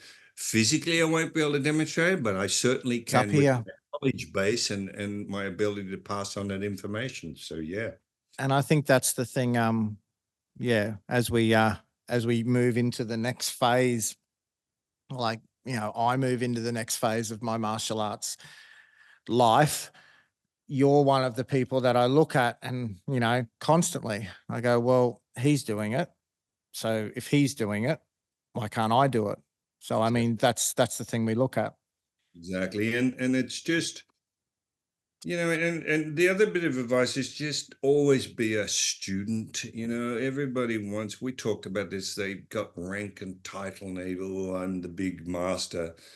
Yeah, that's fine. You know, it's role playing, but just understand that if you're always a student, you're always giving yourself that opportunity to learn something new.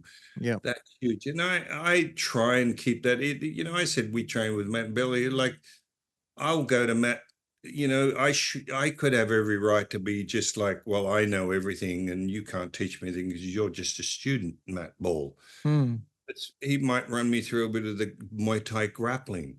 I don't know that stuff like that he does. I would be a fool to not become a student and relish the opportunity to learn something that he's had the opportunity to learn from people like Tom, who are masters at what they do. You know what I mean? And that it's okay. And you know, this is to finish it off, like Benny Urquidez makes a point. If he gets a school owner or a instructor bring him out for seminars and Hmm. host him. He said, I can't tell you the amount of times that that instructor will sit on a chair and just watch the Yeah. student do the class. When he gets them and they actually line up as a student and just dare to, as we would say, unfold their arms and be found out for what they don't know, Hmm. and not so concerned that the students are going to go, oh, my teacher doesn't know everything. You know, what better example, though, to those students that to see their instructor as a student giving themselves the opportunity to better themselves. And Benny would make a big point of pointing out how he employed that instructor as being a warrior, being a student. You know, It's there's a true. lot there's a lot in that. So It's yeah, and unfortunately, well, maybe our job is to encourage as much as we can to make sure that keeps happening. There's always something we can do. it's our job, Kyle, is to be humble enough to pass on the life lessons we've been fortunate enough to learn and experience and actually live those lessons and expect the same of our students, you know. And then, All we can you know, hope. you never forget to, you know, this is an obligation I would say to all Vincendika, whatever instructors, you have no idea that when you put yourself on out there as an instructor, the influence you could have on Oh, student, young or old, they're not there if they didn't respect what you say and what you do. You've got to really just understand the importance of that. I had a guy once, I don't know, a couple of years ago, sent me a text. He said, "Oh, I trained with you at Croydon 35 years ago." He said, "I haven't put on a gi in 25 years." He said, "I'm a teacher, but he said, I still teach a lot of the lessons that you taught it's me 35." crazy when people say that to you, isn't it? And you just go, "Oh my fucking God." You know, I wouldn't know who he was, but it just gives you an idea of the influence and the effect you can have on those students. And I say young or old, doesn't mean they have to be young. They can be No, old. they'll recall this one Anybody that wants conversation to you had follow, with them. yeah. They'll recall this conversation you had with them and you'll go, I'm so happy. Can't remember it, but they've hung on to those words and it's transferred into all these other areas of their life. Well, and to finish that up, I had my mum once said to me, "Oh, I met, a long time ago when I was teaching in Croydon at the suburb of Zendek High School. I had, he said, oh, I met Mrs. Nelson, and she said, oh, a young son Timmy comes over. Sensei Richard said this, said that. You know what I realized? I had no fucking idea who Tim even was. Made me aware that how we can be very careful. We have 20 people in that to look at the Yeah. people as one unit rather than Individuals. that all react differently to the way you talk to them, the way you react, and the way you touch them, the way you encourage them. Big lesson for me that I said, "Ooh, that's a nice one." Isn't that crazy? I have that same thing, and we just, yeah, I get it a lot. We forget how much of an impact that we have on these people, and they'll refer to us just 20 plus years later in that light. It's humbling. Yeah, and give it the reverence it deserves. That if you have the opportunity to actually be out there as an instructor again, what an honor it is, and what a responsibility. Because again, I look back to Tino and what I got from him as a young kid that I still carry today. Can't buy that, mate. We Yeah. can't. Well, my friend, that was a monster. People are we're gonna turn this into a mini series. I can do that. I could Yeah. easily do another couple of hours. But look, mate, I know even with your lifestyle now, what it is, I know how much your time it means to you. But thank you so much. It really is humbling. And as I said, you were talking about influence then, to know that, like I said, me as a teenager watching sort of Bushido, and then fast forward 35 odd years later, and we're just chatting, giving each other shit, and you're throwing me around on the ground. I am very grateful that I have been able to have that opportunity to do that with you. So thank you. Thank you, Kyle. And now I've got to face duty for putting a last on the list. So You're on your own. You're on your own there, mate. Thank you, man. Thank you to everyone for listening and watching this podcast. There's more others like it, so please go and watch past episodes. Give us a like and a share. And for any of Richard's stuff, you can find him on Facebook very easily.